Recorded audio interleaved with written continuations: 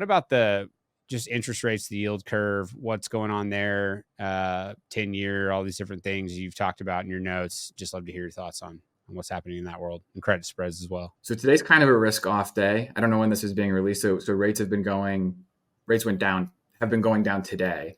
If you zoom out, obviously rates have been going up. And if you just look at, the 10-year yield since April, I think it's up maybe 100 basis points or something like that. So, and they're pretty close to they're pretty close to cycle highs, right? Maybe 10 or 20 basis points away.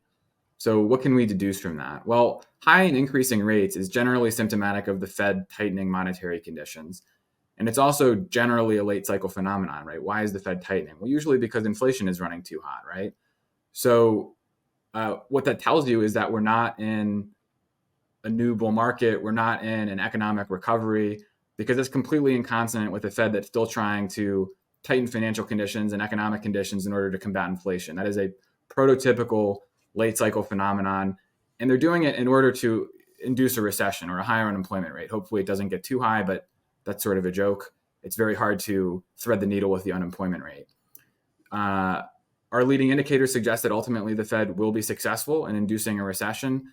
Perhaps the most famous indicator is the yield curve. So if you look at the 2-year, 10-year curve, it's been inverted since, I think, last July. If you look at the 3-month 10-year, I think it's been inverted since October of 2022. And so if you look at the leads and lags in which these yield curves tend to be most accurate, it's generally about 12 months, which suggests that we should really start to see the Fed tightening from 2022 start to hit economic conditions soon. Now, there are a variety of reasons it could be or should be a little bit later.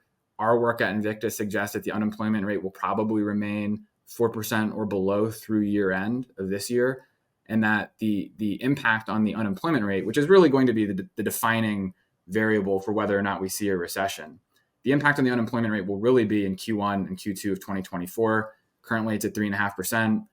It sounds outrageous to say, but we think it could double from here in between today and next August, so August of 2024.